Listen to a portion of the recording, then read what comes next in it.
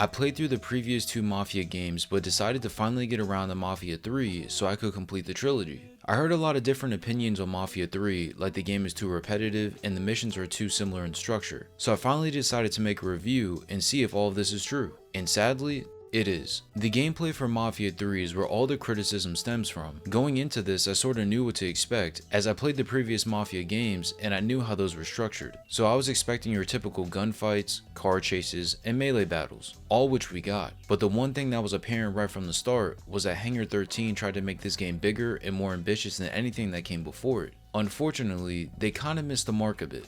So is this game really that repetitive? The answer is absolutely. The structure of the game is broken up in a clever way, but it's how you accomplish everything is where the problem lies. The entire map is broken up by districts, and within those, there's rackets that you need to take over so you can have full control over the district. To do this, you have to destroy trucks, kill henchmen, rob buildings, etc. But the issue is that you're doing this over and over and over. And I'm not even exaggerating. You have to do these little racket missions easily over 50 times. To make it worse, there's a large dollar amount that lowers by destroying the rackets and stealing the money within each building. At first I was like, okay, it's only 20k, we'll knock this out quick. But later on, some of those rackets reach over $100,000. So you can only imagine how long it takes just to finish one racket. When completing these, you drive all over the district to actually reach each racket mission, but what confused me was what happened when you went to kill the racket boss. After you lower the dollar amount to 0 for a certain racket, you have to kill the boss who runs the particular racket so then you can take it over. But what happened was you would go back to a building where you just were for one of the other racket missions to kill that said boss. And in order to kill the boss, you have to go through waves upon waves of enemies. So essentially it feels like you're doing the same thing back to back once you get to the final mission of that racket. Only after completing all the rackets in a district could you finally kill the person you first set out to kill that would actually progress the story. All of these objectives for completing the rackets was cool at first, but by the time you reach the final district, it's apparent that this is nothing more than padding. There is no reason for this game to have this many of those type of missions. You could have just had one for each racket and that would have been sufficient. It couldn't get any worse, right? Yeah, it actually does. Since I played the definitive edition, I found out fast that this game is buggy. I encountered so many bugs when playing this game, and it amazes me how all of this didn't get patched by now. As a matter of fact, I tried playing this game months ago, and less than an hour in, I got locked into a cutscene where the scene plays over and over and over non-stop. Even after skipping it, the loading screen would never load the game back up. I actually thought the game was broken and I dropped it for a long time, until I tried again and started a new game and was able to get past the cutscene. But it doesn't stop there. There's other bugs that you'll encounter in the definitive edition that you can't possibly miss. Another major one is that every time I finish those rackets that I mentioned before, once the game loads back up, I'm put in the first person and can't move. I think almost every time I finished a racket this happened. Initially, I thought the game broke again, but to get around this you can simply load the checkpoint and the game will load as it should. There's other things like people standing in place after being shot tons of times, cars sinking into the ground, and enemies not appearing on the minimap, but I was just surprised that for a definitive edition, how unpolished the game was. If you played the OG Mafia 3, let me know if that was in a better state than this, because the definitive edition needed some more work on it for sure. I would say one of the most frustrating aspects about this gameplay by far was the driving. In both Mafia 1 definitive edition and this game, the driving is not good. At least in this title, you have the ability to upgrade your vehicle's stats and make them perform better, but even still, it's not as smooth as it needed to be. But once you adapt to the driving and understand how to maneuver your car, there's one thing that almost caused me to rage multiple times. And this is the fact that whenever you crash into anything at all, you take damage. No, I don't mean your car. I mean you. So if you're driving at 100 miles per hour and accidentally run into a light pole, you may lose half your health and your car will get damaged in the process. This doesn't seem like a big deal at first because you could just say, just don't crash the car, bro. But when you're driving away from cops and enemies, this becomes a really big deal. You're constantly sliding and turning all over the place, so crashing is inevitable. And if you're already low on health, hitting something is just going to make it even lower. So let's say you crash and your car catches fire and is about to explode. Now you have to get out of the car with virtually no health, steal or call in another car, all while trying to survive. Putting it simply, this happened to me a lot, and I died so many times in these exact scenarios. It makes no sense why you the player would take damage when crashing when you're still inside the car. This isn't real life, so why are you getting hurt? I think this game would have benefited from just having the car get damaged, and only if you get shot from another car, then you would get hurt too. This whole gameplay decision just made no sense whatsoever. However, Mafia 3 is definitely not all bad. The actual gameplay itself is still really fun. Since you're going through all these repetitive missions, Hangar 13 had to nail the feel of the action, and they definitely did. Running around and shooting enemies is really fun, and once you unlock more weapons, you have so many options in regards to how you approach each combat encounter. We'll get to the story later, but since the main character is on a mission to kill everybody, the gameplay mirrors that perfectly. When running through rackets, lieutenants, and capos, it really feels like we're unstoppable and will destroy anything in our path. Of course, you can't just run into any encounter and just blindly shoot everyone and think you won't die. The henchmen are a bit smarter than you might expect, as they'll move out of cover and try to shoot you from all directions. If you don't use your sort of vision that allows you to see through walls, you'll die a lot, because you won't be able to see where each enemy is. Unless you play on easy, you'll need to take cover and pick and choose your moments to attack, because rushing in is not always the best choice.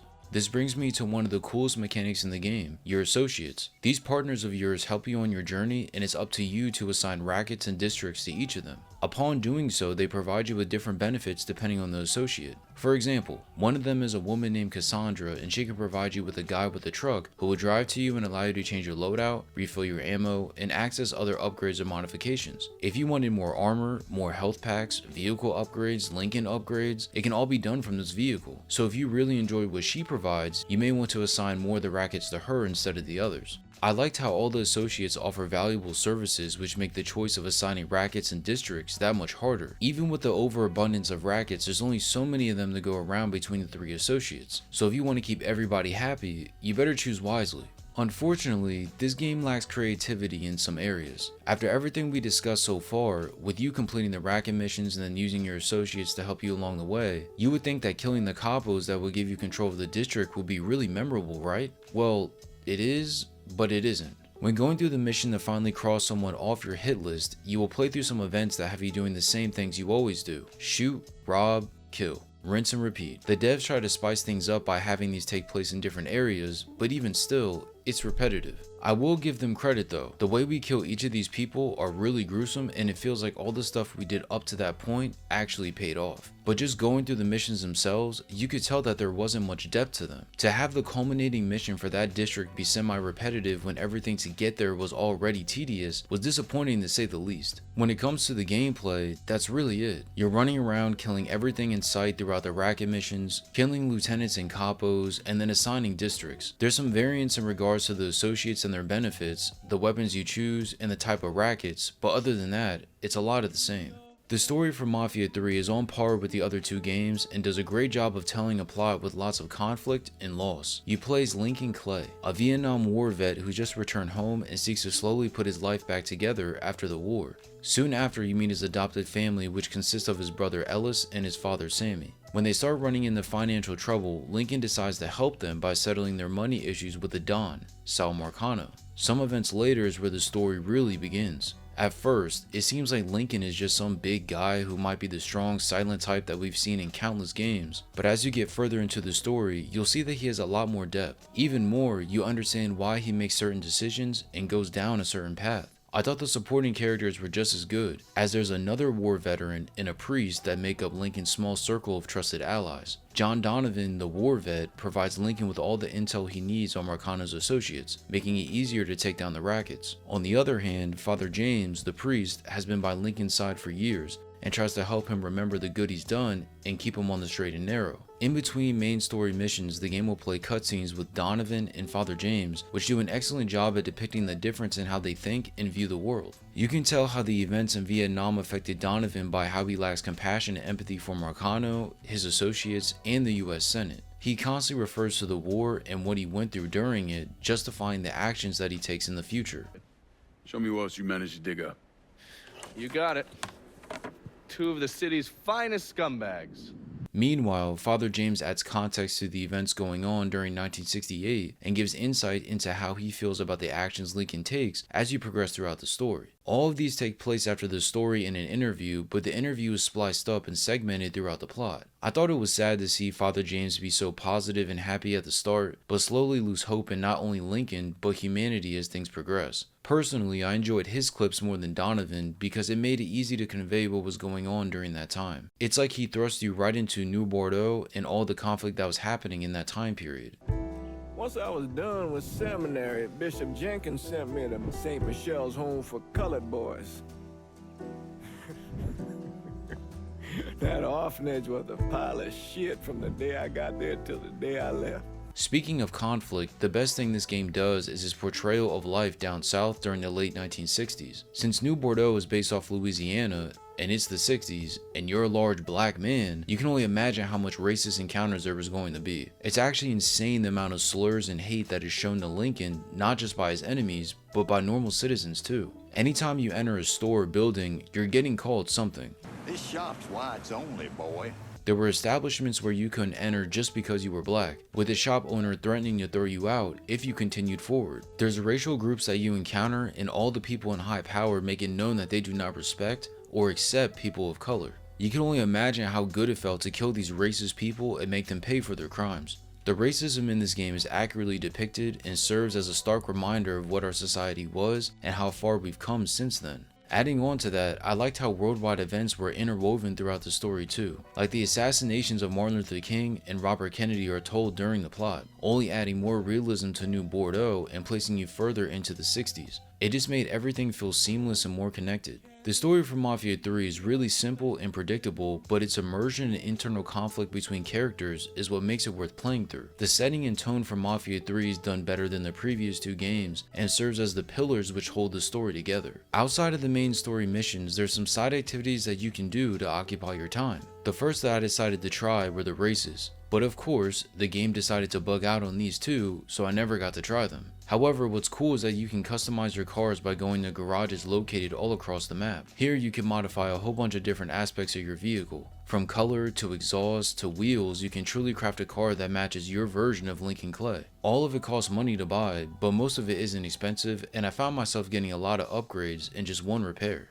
I thought the side missions were cool as they were based around one of your associates and you had to solve a problem of theirs that consisted of the mechanics that we discussed earlier. In addition to their own side missions, there were other missions that you could complete that were related to the type of business that associate ran. So for Cassandra, one of the missions consisted of drug smuggling, which would help her own sort of business thrive. Even though these differed between associates, I found myself not investing much time into these either. The side content in Mafia 3 is there, but after doing all the racket missions, I didn't want to spend too much time with these because I was starting to get burned out. At first you may not think this will happen, but burnout is definitely a major issue with how repetitive this game is. The last thing I wanted to mention was the DLC that released months after this game dropped. These show up in your mission list as story missions, and to my surprise, they were actually pretty good. They took place in different locations and had you interacting with some new and old characters from the main story. But most importantly, there was some creativity within these missions. Of course, there's the usual shooting and killing, but what you're doing in between is different than what's in the main story. The environments you visit are unique, and what you experience is unlike anything in the other missions. Honestly, the difference between these missions and the main story is night and day. The entire time I played, I was way more engaged and entertained with these than I was before. It wasn't like the episodes did something groundbreaking that has never been done in gaming. It was just the difference between them was so apparent that it almost fell off, which is sad because it shows how samey everything else was in the game.